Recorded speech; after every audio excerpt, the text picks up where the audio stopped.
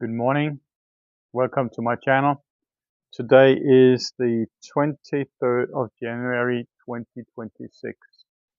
And it's a special day because I have just yesterday had a revelation that I now have to take a serious look at. Over the course of the past, since September, I think, last year and to date, my various biometrics, if you follow my channel, you'll know, has dropped out of the sky basically.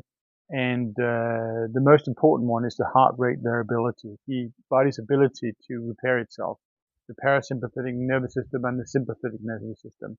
And it's gone from about 66 down to currently 46. Now, for it to be critical, for it to be something to be reckoned with as something that will give a good indication of a bad prognosis for a cancer progression, then it number has to be about below 20, I think it is. And it is a bit critical when it is somewhere between 20 and 40. Above 40, it's good. It could be better, but it's good. So the problem is not the number itself, because that's pretty all right, but the problem is the trajectory. And if it continues doing this, I will eventually end up in the wrong end of the spectrum. So I've been trying to figure out what I should do differently, because I'm doing a lot of things right. Obviously I am, because by the prognosis at the time of the diagnosis, I would have had about 2 years to live, with the last 6 months to be in very severe pain, bedridden, and just basically waiting for the end. Yet here I am. That is obviously if I've not been treated. But yes, here I am. I'm about 2.5 years into this journey, and I have not had any treatment yet. And everything, according to the blood test that was done in the end of December, has just shown that everything has been improved very much over the course of almost 3 years. Because the first complete blood test, I did that in March 2023 when I realized I had an issue. But unfortunately, I failed to realize back then that the prostate-specific antigen test was really the one I needed. So while the cancer markers showed no cancer, which was basically just a marker showing that there is cancer cells floating in the bloodstream, then I did not have the real answer that I needed back then. But the numbers, all the blood numbers from that time and until the end of December, has just shown radical improvement all over the line. So in every aspect, I'm as healthy as it gets. But the biomarkers tells a little bit of a different story. My stress level has increased gradually. I think my current stress level averages at about 32 in a month, which is in the low end of low. Low is between 25 and 50. So that's again is a good number, but the problem is I used to see my stress levels around 25 in average. Heart rate variability, already mentioned those numbers. Then we got the resting heart rate, which has consistently been between 40 and 42 for a couple of years. I did start out at 52 about 3 years ago, so that's something that has improved over the years. But now it's at about 46 or 47, so we're closing in on what it was before. And I have not changed up my exercise. I'm doing the same thing all the time. So it really has me wondered. But then I had a conversation the other day with my friend, and I got a little bit annoyed because he started again pushing that strength training is better than running. And I didn't like that instinctively, because I've been running my whole life, on and off, obviously. But if I've done any exercise, it's always been running, or it has been in combination with running. It has always been my go-to solution if I wanted to balance my mind, as well as I sometimes had an off day, got stressed, depressed, or whatever. Doing a bit of running, and you can't avoid being happy and balanced and do well. So running has always been my go-to thing. And when I started this initial journey, obviously I was looking into what was the best way to mitigate the cancer in terms of exercise. And I looked at all the specific aspects of it. And one of the things was to get the lymph nodes moving. And there were various ways to do that: skipping, running, and trampoline jumping was from some of the ways to do it. And since running was my default option always, I thought, yep, I'll just continue that. And now I also do the hash running, which is the longer runs that I do every 4 months, I used to anyway. So I had this objective ahead of me where I could train for it. So it's been a natural thing for me. So somebody to tell me that strength training is better, I didn't like that because that means I had to change up my routine. But I also didn't like it because one thing is what the math says. The math says, okay, there's a slight advantage of doing strength training versus doing running. But in that math, there's only the physical numbers as to what does it do to you versus one versus the other. But there's not the individual aspect of it. So if you have, for instance, been accustomed physically and mentally to running more than you have done for strength exercise, then you can't really compare it because then you are predispositioned for a better result, both in terms of consistency, but also in terms of result, I would say, by doing running rather than doing strength training. So if it is two person standing on square zero, no preferences anywhere, no previous experience with anything, no body accustomed to a certain set of movements, and they say, okay, which one is then best? Strength training is best. But here's the problem. I'm not here as a square zero person. I'm a person who's been doing running most of my life, and I also do fancy doing strength training, but I do prefer running of the two. Because I also like the mobility, I like the fresh air, I like the exercise.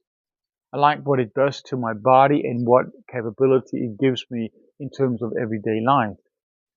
But I'm also challenged with something called prostate cancer. And in that process, I have to take into consideration what the training actually does to you. And only recently did I come across a concept called cortisol, which I came across because of fasting, because of ketones. Now, I have had my fasting periods before, and I think I've told that as well. And every time I went into like day 2 or day 3 on a water fast, I started feeling issues in relation to the prostate cancer, as if I had progression. I never understood why, but then I saw some videos saying that you do have an increase of testosterone up to 2,000%. And obviously, if you are challenged with a disease that is testosterone driven, then it would not be pretty counterproductive to do something that would increase the testosterone levels with up to 2,000%. So I stopped doing the fastings and only did like 48 hours at the most. Never went up and tried more than that.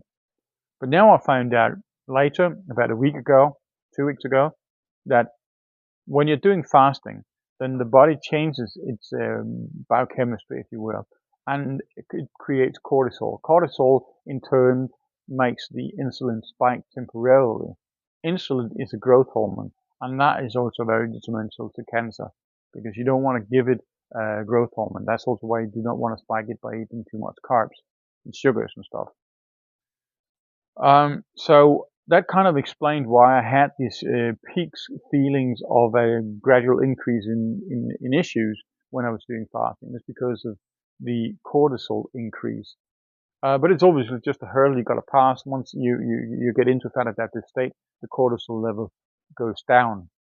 But here's the thing. Apparently that also happens when you're doing running. And the longer the runs you do and the harder you do, the more cortisol will be produced. And that, in turn, actually neutralizes the positive effect that you might have of ketosis. So the autophagy that I'm aiming for to get by being in deep ketosis is being countered by the cortisol levels that is increased by doing running. And most of the time when I do running, I'm competitive. I'm always looking at the watch to see if I can maintain a pace that is definitely below 7 minutes per kilometer, but I also like to see that I do improvements. I like to see that I make new personal bests. So that's what I'm aiming for. So I'm always pushing it. I'm always pushing it, which in turn means I'm sitting with a cortisol level which is far beyond what is healthy for me for hours after my exercise. And these days, in this particular month where I've had success to get into ketosis, I'm basically just doing it worse for myself. So I've got my PSA test coming up in about 7 days. And while I thought until a few days ago that that's going to show up to be might be a neutral thing because of the transition into ketosis and the increase of the cortisol, but because I've been combining it with running as well, I'm not sure I'm going to see any improvement. I might actually see something worsening.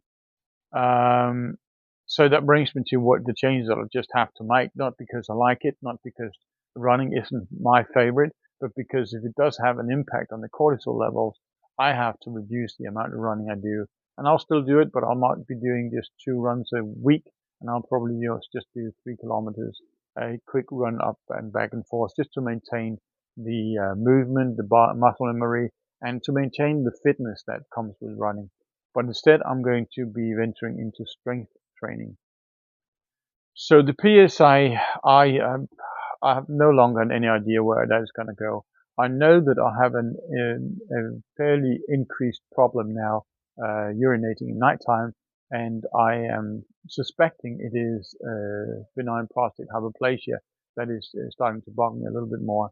But it could also be that things are changing.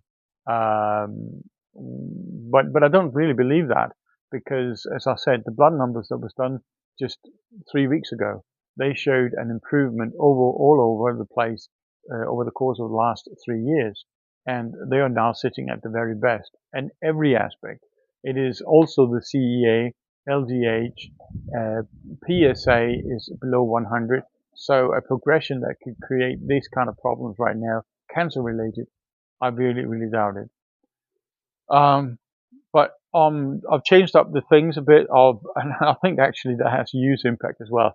2 days ago, I decided just to opt out, totally out of anything internet related. I will do my updating on my journals, which I do on Google Drive, obviously. But everything related to Facebook, Instagram, mainstream media, everything out of it. I'm not looking at it. And I think actually that has a huge positive impact, because I haven't really changed anything but that. But just said, okay, now I'm laid back and I won't be doing that anymore. Well, I don't do that for the rest of the month anyway. And last night, stress levels, the lowest I've seen in a month. My sleep score was the highest I've seen in a month. And my heart rate variability was this highest I've seen this month. Only once seen it at 56, and today was 56 as well. And that is the highest measurement. So the numbers in just one single go just went straight back into something good. And that despite of actually having had my night interrupted 3 times by having to go to the loo. My resting heart rate was down to 42 despite of that as well, which is also very, very good. So let's see how that's going to change things up going forward. It's going to be strength training more than it's going to be running. It knocked the wind out of me when I found out, I have to be honest, not only because I love running and I hate the fact that I can't be doing that because it's detrimental to my health if I want to optimize it anyway, but also that I've been doing it for 2.5 years, been very convinced that was very good. And obviously it is. I mean, hands down, if I hadn't done it, if I hadn't done what I've done as a total package, I wouldn't be sitting here feeling the way I do. But I was not planning on just staying status quo. I was planning on being healed. So we'll keep continuing trying to get healed here. I'm not trying. We'll keep continuing being healed here. So that is status quo as it stands right now. Let's see what will happen in a week's time. Maybe there'll be an update before then, but definitely along with the PSA, there will be one. As always, stay happy and healthy.